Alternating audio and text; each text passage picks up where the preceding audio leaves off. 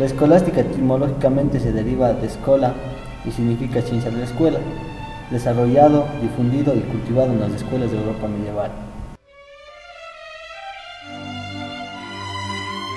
La escolástica medieval fue un movimiento teológico y filosófico que intentó utilizar la filosofía grecolatina clásica para comprender la revelación religiosa del cristianismo. Inicialmente significaba el saber cultivado de las escuelas medievales enseñado por un maestro.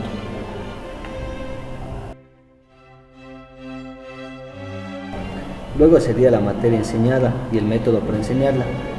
No se refiere a una corriente de pensamiento, sino a la enseñanza practicada. Estos pensamientos se localizaron en catedrales y conventos, para más adelante, y en especial durante el siglo VIII, pasar a las universidades. En esta época sus pensadores tienen en común el reconocimiento de dos tipos de conocimiento, el que proporciona la fe y el que se obtiene mediante el ejercicio de la razón y los sentidos.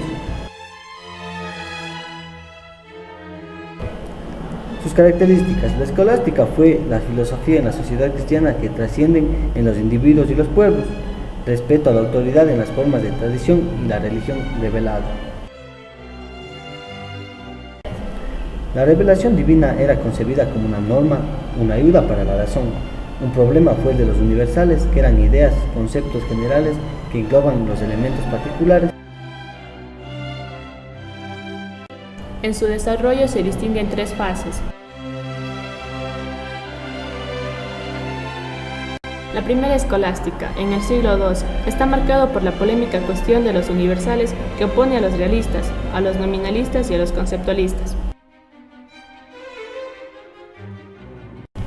La alta escolástica, que representa su periodo de apogeo en el siglo XII hasta el siglo XIII, periodo caracterizado por las grandes cruzadas, el resurgimiento de las ciudades y por un centralismo del poder papal que desembocó en una lucha por las investiduras. La escolástica tardía, en el siglo XIV, que supone la crisis y decadencia de sus planteamientos y metodología, distingue la filosofía de la teología.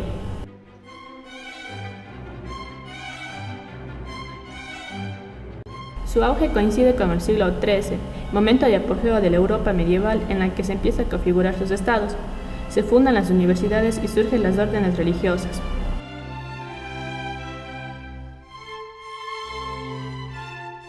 Sus principales representantes.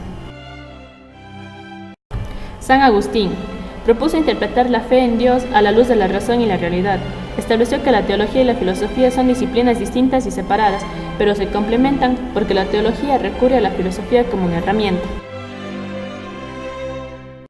Santo Tomás de Aquino fue teólogo italiano, reforzó un poco de la teoría del valor aristotélica sin dejar a un lado la moral cristiana de la época. Habló de la teoría de la demanda, en la que es una simple noción entre la relación de la utilidad humana de los bienes en comparación con el lugar que ocupan en el orden natural de la creación.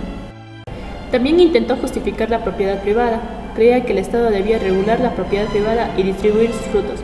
Reafirmó la teoría del valor, valor de uso y valor de cambio. Condenó el cobro de sus intereses por los préstamos.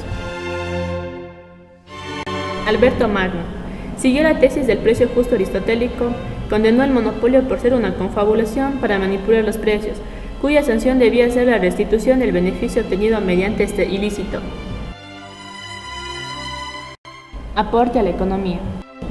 Su aporte se vio inspirado en la concepción que ésta tenía sobre la vida de los hombres y de sus relaciones. El funcionamiento de la economía se proyectaba desde los criterios de la ética y la moral. Sus principales objetos de mayor estudio y crítica fueron el valor, el precio, la usura y los cambios.